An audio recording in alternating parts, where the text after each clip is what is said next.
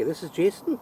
I'm in Jason's Jungle, and if you remember, when I was talking about the Welsh onions, I mentioned that the Welsh onion and the regular bulbin onion had a love child. So I would like to take this opportunity to introduce you to that love child. So over here we have the walking onion. Now the walking onion looks very similar to the Welsh onion. It has a small, sorry, got hiccups again, small bulb, and it branches up the same way as the regular greens you get on the Welsh onion. But the big difference is when it flowers, because when you look up at what's on the end of the flowers, there's no flower, there's no seed, there's bulbs. So this has a set of bulbs, probably about 7 or 8 bulbs in this one. There's 12 and a dozen or so in some of the other ones, so you can get quite a few bulbs out of one plant. And these bulbs are what creates a new generation. Now the reason it's called walking onions is when these onions are finished, and the bulbs have matured, they've probably got a month or two left, this stem will fall over. Now when it falls over to the side, the new bulb, the seed head, the bulbs line on the garden, their root, and the plant has walked 2 foot. The reason they're called top-setting onions is because they have sets at the top. And as you can see on here,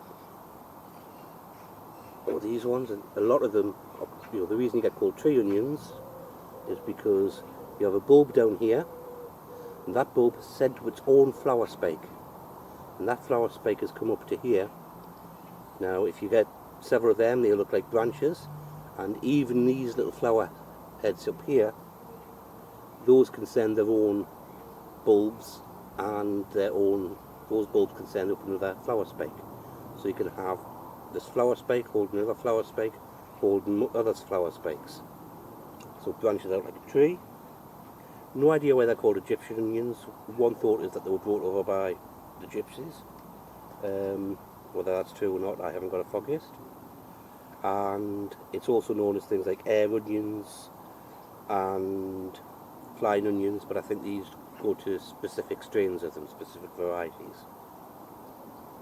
A lot of people look at these and they think they're a novelty, because the bulbs at the bottom aren't the same as bulbin onions. You can't use them as that. The bulbs at the top are even smaller, so you can't really, you'd be sitting there forever trying to peel them. So they just think, oh, it's just a novelty. But as a perpetual onion, because it'll spread at the bottom of the air, it'll split up, and it'll multiply at the bottom, and it multiplies at the top. And you use these top ones as sets. In the same way you use a set to create a bulbin onion, you can use these as sets to create spring onions. These bulbs can be split off individually, or you can just snip off the flower stalk once it's dried and died back, and plant the entire head into a pot. Keep that over winter in your greenhouse, and by spring you have a pot full of nice large healthy onions for your salads. So these are definitely early spring onions, the hungry gap time, or even earlier, and it's just a way of getting an extra head start, because these have already got loads of energy in these bulbs to pump into the new leaf, rather than a seed which has a very small amount of energy and it's got to make its own to pump into it. So that's how you use these. That's the difference between the Welsh onion. It is a perennial, so these will die down and then come back after they've flowered.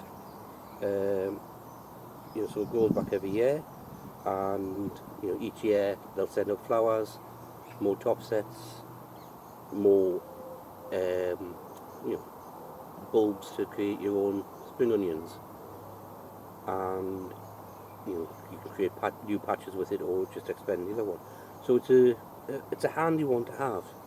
And as I said, people who think of it purely as a novelty haven't really looked at how you use it. You can get loads of green onions from these in a year, and it multiplies a lot better than using the seed for the Welsh onions. Okay, so if you've liked this, click like. If you haven't subscribed already, please click subscribe. And if you've got any questions or anything, if you grow your own onions, you've got these yourself, how do you use them? Do you think they're a novelty? Do you think that that they can be useful as a food, a veg, or just as something to show people and think, oh, that's weird? Interestingly enough, topsetting isn't a rare thing in alliums. Garlic topsets, Babington leek topsets, core garlic topsets, sand leek topsets, and if a lot of these competitive growers of leeks and onions will cut off all the flowers or half the flowers off the flower head when they're keeping their champion onion, and that will create topsets so that they've got an exact clone, because all these are exact clones of the plant. So by doing that, they keep their strain and give them more to get flower seeds off the next time. But topsets are quite common in the allium woods. It's a last-ditch attempt at saving itself, making a complete genetic clone, or several of them, a lot more than when it splits, and it's just another way of multiplying your plants.